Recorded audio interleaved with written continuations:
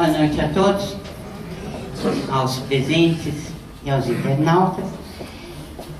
E nós vamos hoje falar de um assunto que é básico nesse livro, que é a equipagem mediúnica, e que nós consideramos como sendo a nossa 8ª aula.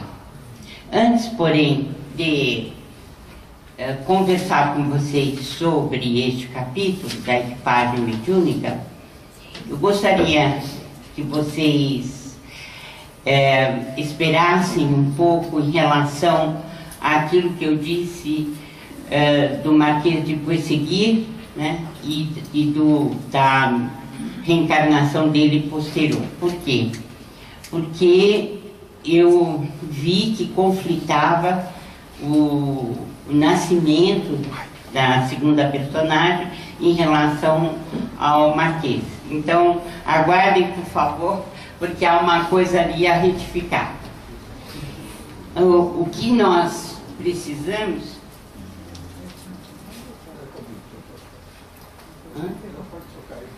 É que não vai, não. Não.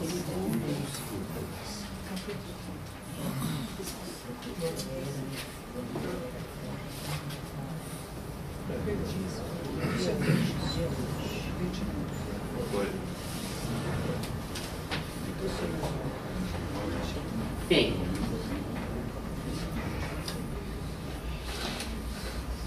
nesse capítulo, o Aulus vai apresentar toda a equipe que trabalha na seção de desenvolvimento ou de desobsessão. E ele inicia com o nosso irmão Raul Silva, que é o diretor, é o presidente da mesa, é aquele que dirige os trabalhos. Este é o nosso irmão Raul Silva, que dirige o núcleo com sincera devoção à fraternidade. Correto no desempenho dos seus deveres e ardoroso na fé, consegue equilibrar o grupo na onda de compreensão e boa vontade que lhe é característica. Pelo amor com que se desincumbe da tarefa, é instrumento fiel dos benfeitores desencarnados, que lhe identificam na mente um espelho cristalino, retratando-lhes as instruções. Compreendemos assim que o nosso irmão Raul Silva, ele é um fiel servidor de Jesus Cristo e que se coloca a serviço dos benfeitores espirituais na direção desses trabalhos. E é bom que a gente comece a anotar quais são as qualidades dele, né? Ardoroso na fé, consegue equilibrar o grupo na onda de compreensão e boa vontade que lhe é característica. Então, são características do Raul Silva e que tem muito interesse para o mundo espiritual. Outro fato importante é o amor com que ele se desincumbe da tarefa, sendo, portanto, instrumento fiel dos benfeitores desencarnados. A outra apresentação. Eis nossa irmã Eugênia, médium de grande docilidade, intuição clara, aliada à distinção moral. Tem a vantagem de conservar-se consciente nos serviços de intercâmbio, beneficiando-nos a ação. Para muita gente, a mediunidade consciente é um estorvo, algo que a pessoa considera como sendo, de certa forma, um empecilho na execução das tarefas como médico. Para o Aulus, não. É um benefício, porque através da mediunidade consciente eles se beneficiam, inclusive, porque é possível organizar e controlar melhor a sessão. Anélio Araújo é outro participante da sessão. Seus 30 anos presumíveis têm encerrado. Ele vem conquistando gradativo progresso na clarividência, na clareaudiência e na psicografia. Outro, Antônio de Castro, senhor de valiosas possibilidades de permuta. Sonâmbulo, requer grande vigilância. O que quer dizer o Aulus ao apresentá-lo como sonâmbulo? O que é isso? Sonâmbulo. Qual é a mediunidade dele? Sonambúlica, né? Qual é a mediunidade dele? Médio inconsciente. Sonambúlica inconsciente, não é? Eu acho que nós temos que começar a raciocinar para poder entender o livro, senão vai ser difícil, né? Desdobra-se com facilidade. O que significa desdobrar-se com facilidade? Sai do corpo com facilidade, né? Levando a efeito preciosas tarefas de cooperação conosco. Mas ainda necessita de maiores estudos e mais amplas experiências para expressar-se com segurança acerca das próprias observações. Quando ele está fora da matéria densa, ele age como uma criança, comprometendo-nos a ação. Quando empresta o veículo a entidades dementes ou sofredoras, reclama-nos cautela, porquanto quase sempre deixa o corpo à mercê dos comunicantes, quando lhe compete o dever de ajudar-nos na contenção deles, a fim de que o nosso tentame da fraternidade não lhe traga prejuízo à organização física.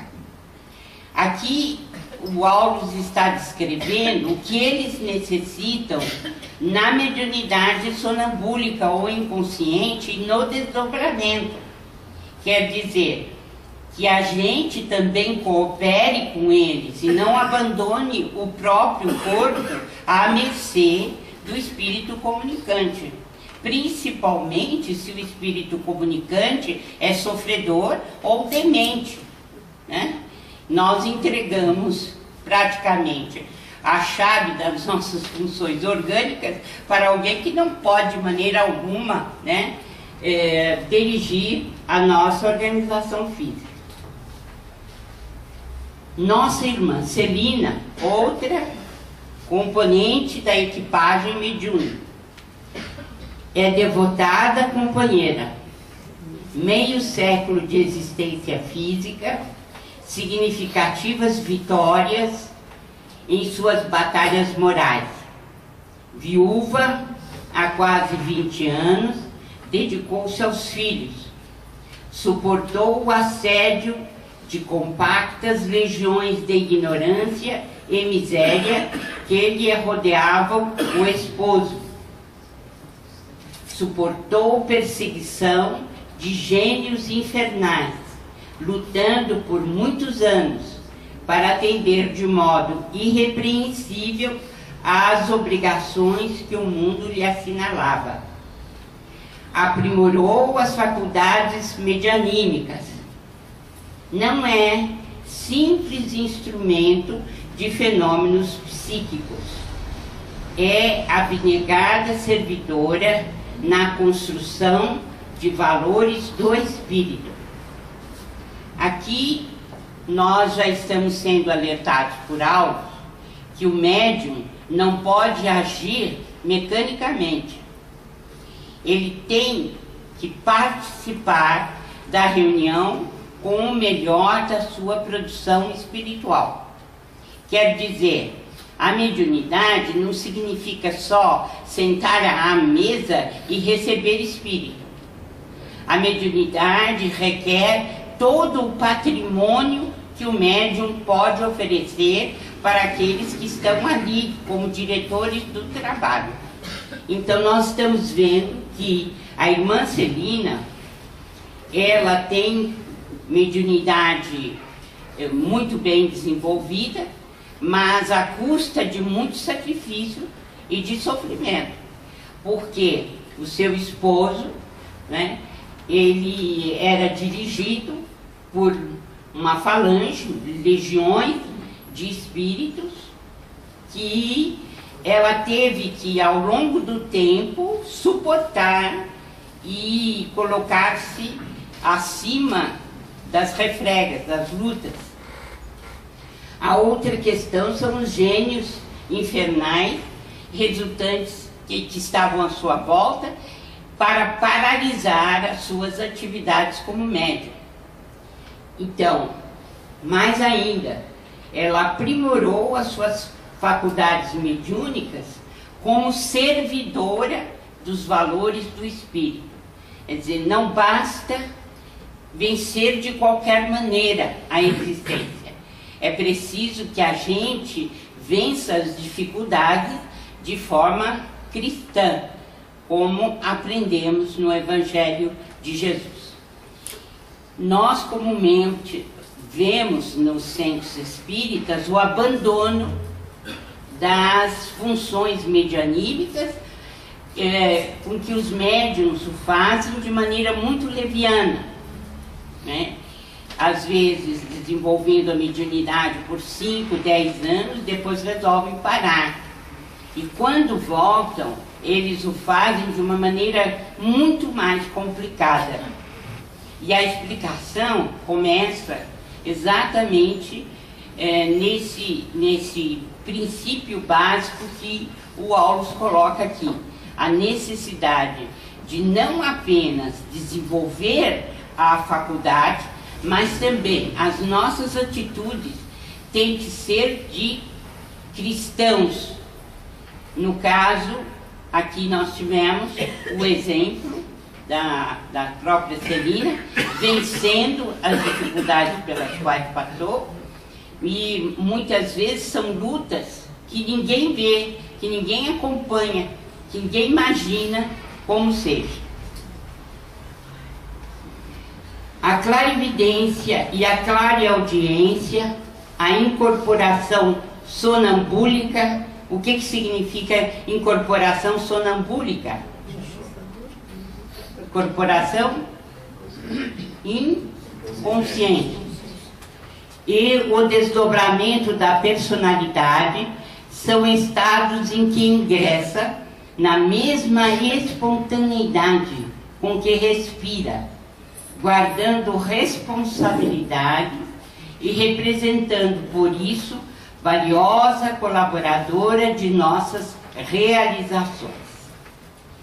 Diligente e humilde, encontrou na plantação do amor fraterno a sua maior alegria, e repartindo o tempo entre as obrigações e os estudos edificantes, transformou-se num acumulador espiritual de energias benéficas, assimilando elevadas correntes mentais com que se faz menos acessível às forças da sombra. Nós estamos vendo aqui a descrição de um membro muito importante da equipagem mediúnica. Quer dizer, nós estamos vendo que ela desenvolveu a clarividência, a clareaudiência, a incorporação sonambúlica, o desdobramento, enfim, várias qualidades medianímicas, à custa dos estudos edificantes que fez, mas também dos exemplos morais de sua vida. Uma coisa a gente não pode separar da outra. Elas estão imbricadas, né? A outra questão que eles falam é que ela está sempre diligente, de boa vontade, né? E humilde, que é outra característica que deve estar presente no médium responsável, né? E aqui também ele ressalta a plantação do amor fraterno, e que é a sua maior alegria. Então, o estudo, as obrigações retamente cumpridas e o que ela se transformou. Vejam a palavra que ele utiliza: num acumulador espiritual de energias benéficas. Quer dizer, quando o médium desenvolve o seu papel com esse teor de responsabilidade, ele passa a ser, né, um acumulador espiritual de energias benéficas. E com isso, ela assimila com facilidade as elevadas correntes mentais que vêm do mundo espiritual na direção dos trabalhos. E o mais importante, ela se torna menos acessível às sombras, às entidades negativas.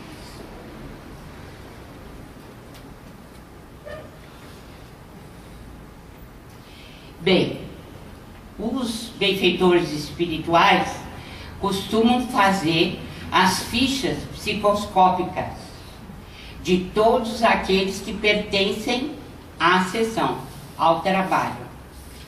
Creio que vocês já devem ter tido aulas suficientes com o André Luiz para a explicação do que significa o psicoscópio e como é que esse psicoscópio funciona, não é isso? Então, para tirar a ficha psicoscópica, é necessário que esse aparelho esteja funcionando, e esse aparelho funciona do mundo espiritual para o mundo material, porque nós não temos tecnologia ainda para tê-lo aqui materialmente falando, né? Então, a ciência da Terra costuma catalogar os elementos químicos que entram nas formações da matéria densa. Nós sabemos que um corpo, uma substância, possui cloro, sódio, isto, aquilo, podemos detectar as proteínas e tudo mais. E isto, comumente, nós já fazemos quanto à matéria densa. No entanto, nós ainda não temos essa aparelhagem para fazê-lo do ponto de vista da matéria rarefeita. O que ele quer dizer com matéria rarefeita?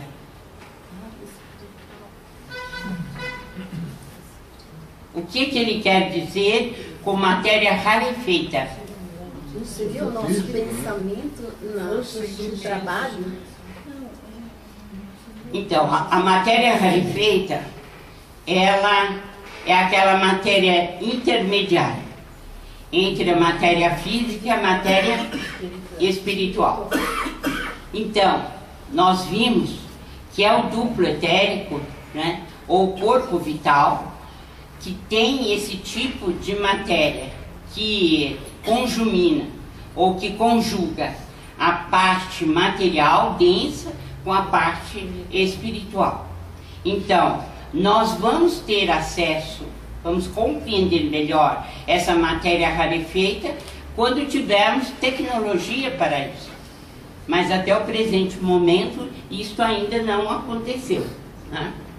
Então, nós vamos saber, e vai ser possível analisar o tipo de forças sutis, qual a densidade, os limites. Nós vamos poder também ter a ficha catalográfica, se é um otimista, se é um otimismo, se há confiança, se há tristeza, se há desespero. Quer dizer, que tipo de pensamento estamos emitindo a partir dessa ficha que nós temos, que é chamada ficha psicoscópica. Assim como se empenham em decifrar a matéria orgânica, nós também vamos conseguir decifrar essa que é semimaterial, que é a matéria mais rarefeita. E hoje em dia, como vocês sabem, nós já estamos nos empenhando em decifrar a constituição específica da luz, com o entendimento do que sejam os fotônios, por exemplo, né? Como eles se conjugam. E essa ficha psicoscópica do futuro, eles já realizam aqui no mundo material, no mundo espiritual. Nós teremos certeza da natureza dos pensamentos. Como eu disse, se é um pensamento otimista ou negativista, construtivo ou não, nós já teremos condições de saber no futuro. Bom, o Aulus confere ao André Luiz e ao Hilário Silva uma lente.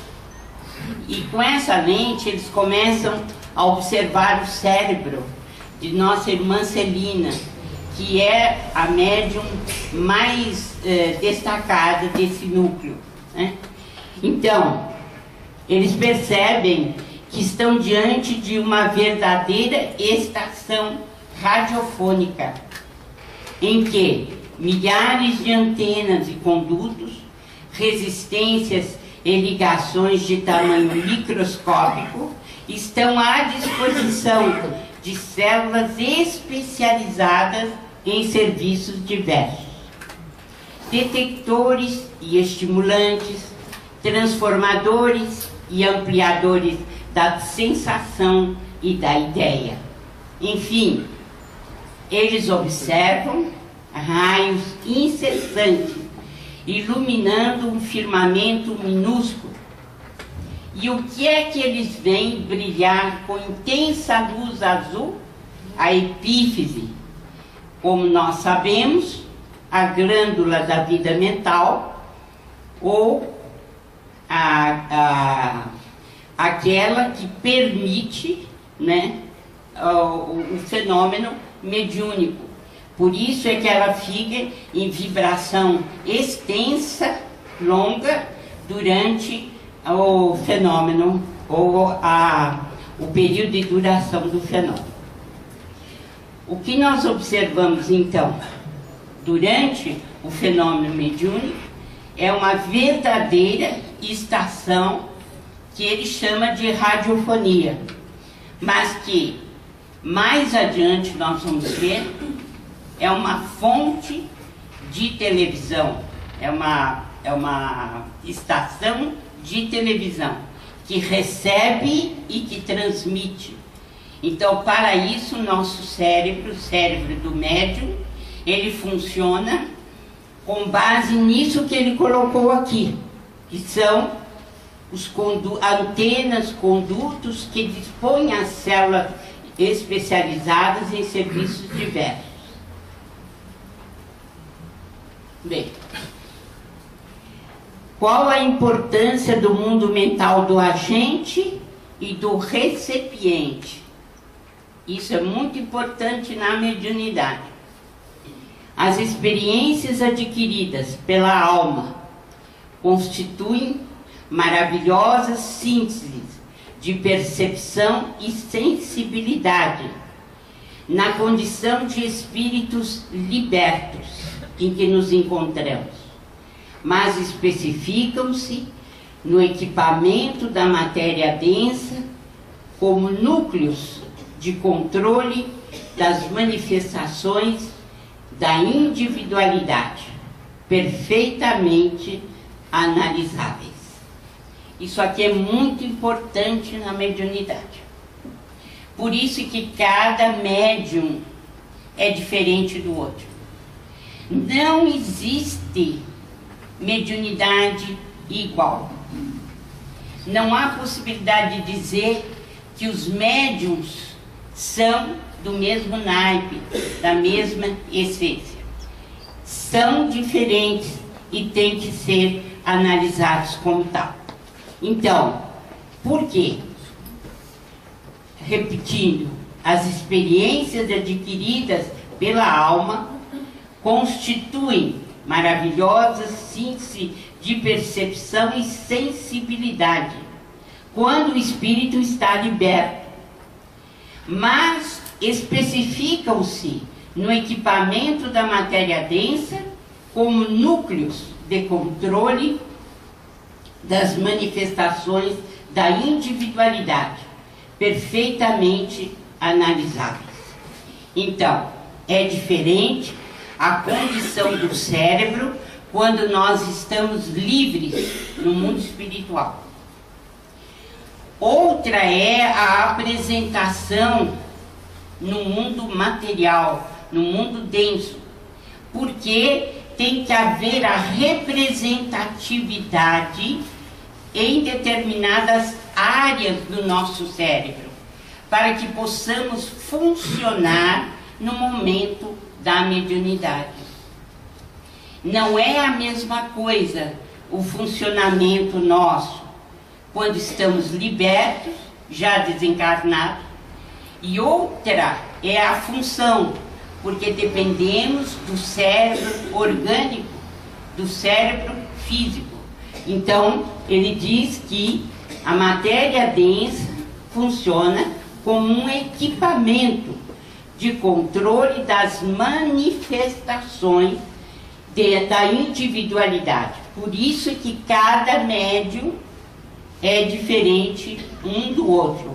Nós não podemos dizer que são da mesma massa, da mesma formação. Basta dizer que nós tivemos número de encarnações diferentes uns dos outros, nós que estamos aqui nesta sala. Podemos ter feito os caminhos mais incríveis, termos ido ao Egito, à Palestina, termos reencarnado mais no Oriente Médio, termos feito tais experiências em determinados assuntos nas Américas, enfim, cada um de nós fez um percurso. E é claro, trazemos uma bagagem diferente um do outro. E é isto que vai interferir na maneira como nós vamos funcionar quando estamos encarnados. Cada um de nós tem uma bagagem. Então, como é que nós conquistamos a nossa individualidade? Está aqui, ó. Existem centros especiais. Isso aqui é o Aulus falando. Por isso que eu coloquei tudo em itálico. Porque esse capítulo é muito importante e é preciso conhecer o que é que o mentor está nos ensinando para aprendermos com ele. Então nós vemos aqui dizer que nós temos centros especiais que governam a cabeça, o rosto, os olhos, os ouvidos e os membros, em conjunto com os centros da fala, da linguagem, da visão, da audição, da memória, da escrita, do paladar, da deglutição, do tato, do olfato, do registro, do calor, do frio, da dor, do equilíbrio muscular, valores internos da mente, ligação com o mundo exterior, da imaginação, do gosto estético, dos variados estilos artísticos. Por que eu coloquei tudo isso? São palavras dele. Porque em cada item desse, nós somos diferentes aqui na sala. Cada um de nós é diferente. Como é que você traz de suas vidas anteriores o seu gosto artístico? Você teve algum? Você desenvolveu nessa área? Ou então, o que é melhor em você? A fala? A audição? Em que você se especializou ao longo de milhares e milhares de encarnação? Teu cérebro não é igual ao meu, e o meu não é igual ao de vocês. Então, nós não podemos analisar um médium pela rama, ou colocá-los todos em um mesmo diapasão, em uma mesma aferição. Nós não somos iguais. Este mundo aqui, que está sendo colocado aqui, é o que o nosso cérebro é capaz de fazer. São funções do nosso cérebro. E em cada função, nós somos diferentes. Nós temos experiências diferentes.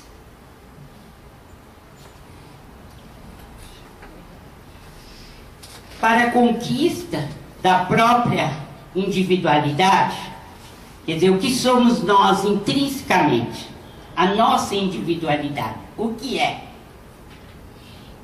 Ele diz que a conquista se dá passo a passo, esforço a esforço, enaltecendo-a pelo trabalho constante para a sublimação integral, à face de todas as vias de progresso e aprimoramento que a Terra pode lhes oferecer. Então, o que ele está dizendo? Que nós vamos ter o desenvolvimento, cada um com a sua própria individualidade, com a sua própria personalidade, mas o desenvolvimento que a Terra pode lhe oferecer. O que ele está abrindo com isso? Que a mediunidade em Júpiter, Urano, Saturno é o quê? É diferente. É diferente. É o que Júpiter pode oferecer. É o que Saturno pode oferecer. E é diferente do que a Terra pode oferecer. É preciso que a gente tenha em mente que a mediunidade não é estanque. Ela é elástica como a nossa própria individualidade, como a nossa individualidade se forma. E isso tem que ficar bem claro. O que me dá muita tristeza é ver no movimento espírita que surgem médiums e a população ou o movimento já considera as produções mediúnicas como coisas absolutamente certas. Porque foi a espiritualidade quem ditou. Não é isso que nós estamos aprendendo aqui. Não é. A equipagem mediúnica não é única. E não podemos, né, dizer que tudo aquilo que vem por determinado médium seja realmente a verdade. Por quê?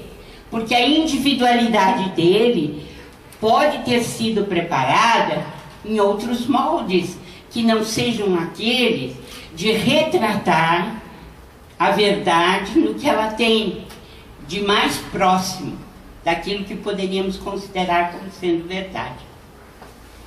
É preciso que a gente analise o que vem e analise com base em Allan Kardec e principalmente Chico Xavier, nosso século XX, para que a gente tenha uma noção do que estamos recebendo e se é possível confiar.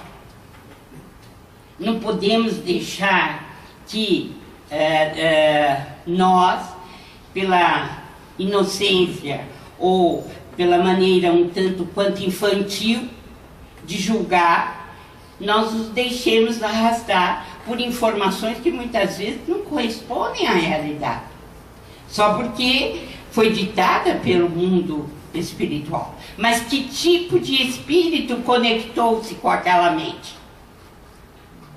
E qual é a individualidade que está recebendo?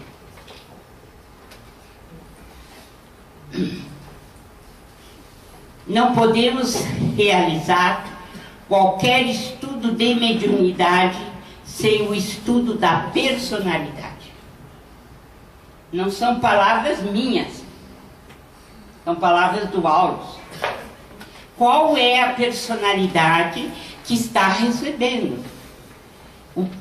Que tipo de informação está nos passando? Porque com todas aquelas propriedades que o cérebro tem, que nós somos capazes de desenvolver aqui na Terra, mas as nossas conexões podem não ser as melhores dentro das áreas espirituais que atuam na Terra. Bem, outra coisa importante que o Aulus fala: as bases de operação do pensamento e da vontade. Palavras dele: considero de extrema importância a apreciação dos centros cerebrais que representam bases de operação do pensamento e da vontade, que influem de modo compreensível em todos os fenômenos mediúnicos, desde a intuição pura à materialização objetiva. Então, o médium vai oferecer as bases de operação do pensamento e da vontade do espírito. E essas bases, elas estão calcadas no mundo cerebral do médium. Então, essas questões, né, dos centros cerebrais do médium vão influir na verdade ou menos verdade que está sendo passada através da faculdade mediúnica. Nós precisamos sempre analisar, não de uma forma dura, ríspida e rechaçando tudo, não. Mas devemos analisar com base em Kardec, na mensagem que está sendo passada para nós, para sabermos se as bases de operação do pensamento e da vontade desse médium são capazes de passar esse tipo de mensagem. Isso precisamos analisar. Então, dentro das bases de operação do pensamento e da vontade, continua Aulus: esses recursos que merecem a defesa e o auxílio das entidades sábias e benevolentes, quando os medianeiros se sustentam no ideal superior da bondade e do serviço ao próximo. Em muitas ocasiões podem ser ocupados por entidades inferiores ou animalizadas em lastimáveis processos de obsessão. Por isso é que ele recomenda cuidado.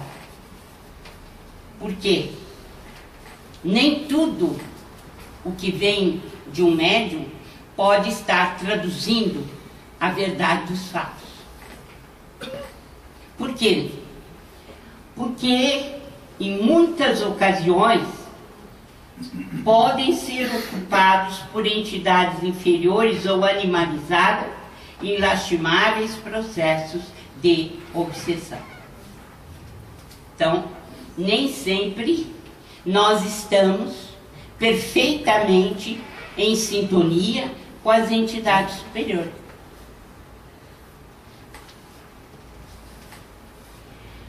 Agora foi colocada para Aulus a questão: mas e Dona Celina? Né? Encontra-se encarnada, diz Aulus, numa prova de longo curso, e que nos encargos de aprendiz ainda se encontra muito longe de terminar a lição. Essa é uma outra questão que o movimento espírita deveria discutir mais. Bastou apresentar-se como médium para estar, né, sem nenhum ônus e apresentar a mais absoluta verdade. E muitas vezes também a nossa atitude em relação aos médiums é de endeusamento.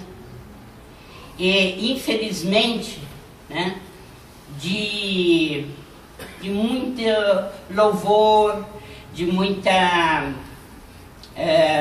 atitude nossa, de forma a colocá-los num pedestal, né?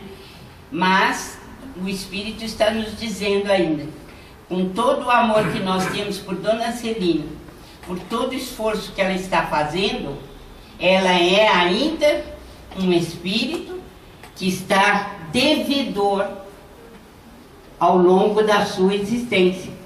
A sua lição está longe de terminar.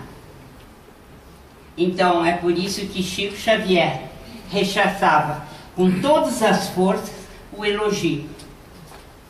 E, infelizmente, eu vejo no movimento uma ode ao elogio a todos os médiuns, e de uma forma, para mim, incompreensível. Porque, na verdade, nós ainda somos espíritos muito devedores, temos ainda de ralar muito para poder construir algo melhor. Se um espírito como Dona Celina tem todas as mediunidades, diz Aulus que ela ainda se encontra muito longe de terminar a lição, nós deveríamos levar isso em consideração. Sempre. O elogio para nada serve. Serve sim para perder os médios de vez,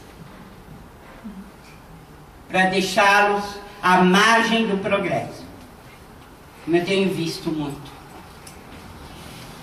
E ele ainda enfatiza, numa viagem de 100 léguas, podem ocorrer muitas surpresas no derradeiro quilômetro do caminho.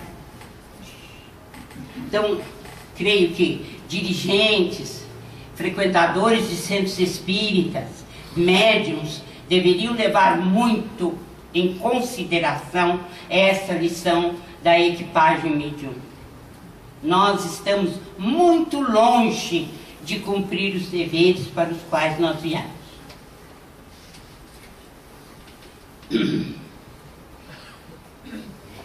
Ainda sobre Dona Celina, ainda não possui plena quitação com o passado.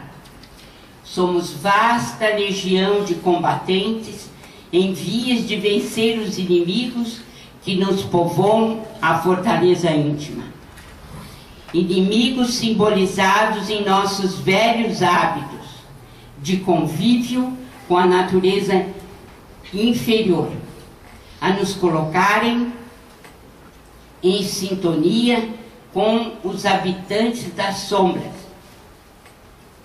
Se nossa amiga Celina abandonar a disciplina a que somos constrangidos para manter a boa forma na recepção da luz, e render-se às sugestões da vaidade ou do desânimo, que costumamos fantasiar como sendo direitos adquiridos ou injustificável desencanto, de certo sofrerá o assédio de elementos destrutivos que lhe perturbarão a nobre experiência atual de subida.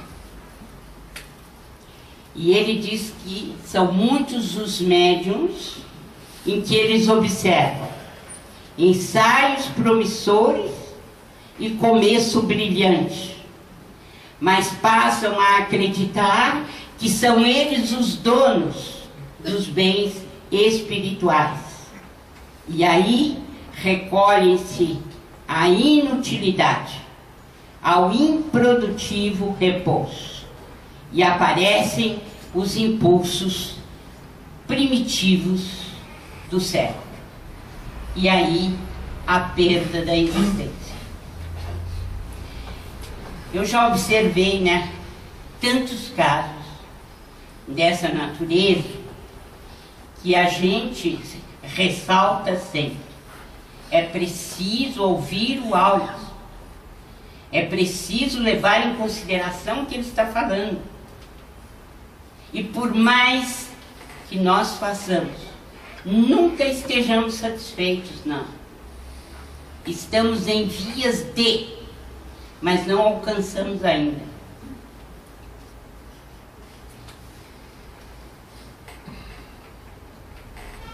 E aí, ele nos diz: nossas realizações espirituais do presente são pequeninas restas de claridade sobre as pirâmides de sombra do nosso passado. Se alguém tem ilusão, pode sair sem elas daqui. Quer dizer, um pouco de claridade e uma pirâmide de sombra. É muita coisa. É muita coisa. Mas ele não está falando em vão. É um dos espíritos mais lúcidos da coleção. É imprescindível muita cautela com as sementeiras do bem, para que a ventania do mal não as arrase. É por isso que a tarefa mediúnica, examinada como instrumentação para a obra das inteligências superiores, não é tão fácil de ser conduzida a bom termo, de vez que, contra o canal ainda frágil que se oferece à passagem da luz, acometem as ondas pesadas de treva da ignorância a se agitarem compactas ao nosso redor. Radical, não é? Não há ilusão da nossa parte. Finalmente eu vou contar uma história real de uma mensagem do irmão X. O espírito chegou do outro lado da vida e ficou desesperado. Havia errado muito, coletivamente. Levado à infelicidade a muitos lares, empregado sua inteligência de forma maléfica e assim por diante. Depois de algum tempo de sofrimento, de luta, ele foi analisado por um grupo de espíritos, nossos benfeitores do mundo espiritual, a fim de programarem uma nova encarnação para ele. E no auge da organização, ele diz: me mandem um câncer. Não, me mandem a paralisia para os meus membros. Eu vou ser um paralítico a vida toda. E por aí foi. Foi oferecendo o corpo físico para tudo mesmo. Aí os benfeitores olharam, viram e disseram: não, meu irmão, você vai descer e vai ser médium. Mas como? Só isso? E eles disseram: sim, só isso. Você terá que ficar 30 anos a serviço da mediunidade. E logo na juventude você será chamado a desempenhar suas funções. Ai, que ótimo, que maravilha e tal. E desceu todo contente. Reencarnou e começou, mesmo na juventude, o chamamento para a mediunidade. E ele frequentando a casa espírita. A uma dada altura, Humberto de Campos precisava levar uma senhora ao centro espírita. A senhora estava encarnada, para levar a sua netinha, que estava com problema de mediunidade, e a situação tinha se agravado. Humberto de Campos foi então intuindo a senhorinha para que ela fosse ao centro espírita, porque ele havia visto no mapa espiritual que aquele nosso irmão estava encarnado e servindo de médium naquele centro espírita. Aí ela foi até lá, a senhorinha, levando a netinha. E quando chegou lá, o médium não estava. E aí ela disse assim: mas o senhor não sabe onde eu posso encontrá-lo? Porque eu fui indicada para ele. Ah, sim, ele mora em tal lugar, assim, assim, assim. A senhora pode ir lá. Então ela foi levando a netinha para fazer a consulta diretamente com ele. Chegando em casa dele, ela ouviu escarrapachado na rede. Então ela disse: o senhor não vai atender hoje? E eu precisava tanto de uma consulta. E ele tinha tirado o chinelo, estava com os dedos bem abertões e tal, descansando. Aí ele disse assim: olha, minha senhora, eu já cansei. Ah, mas o senhor está cansado? O senhor está tão jovem ainda? Ele falou assim: ah, trabalhar é para relógio. E despachou a senhora e a senhorita e não quis saber de mais nada. E ele, que viera para trabalhar 30 anos na mediunidade, não havia conseguido nem 5 anos de atividade mediúnica. Para nós vermos, e é uma história tirada da vida real, porque Humberto de Campos levou-as, né, como espírito para receber a instrução desse nosso irmão fracassado. Pensemos bem na mediunidade que nos é concedida, nos problemas graves que trazemos do passado, porque todo médium tem compromisso com a sociedade. São compromissos muito sérios com a coletividade. E em vez de nos enfeitarmos como grandes missionários, estamos a libré da humildade e trabalhemos. Porque somente o trabalho vai nos credenciar a uma situação melhor do ponto de vista espiritual. Alguém tem alguma pergunta a fazer?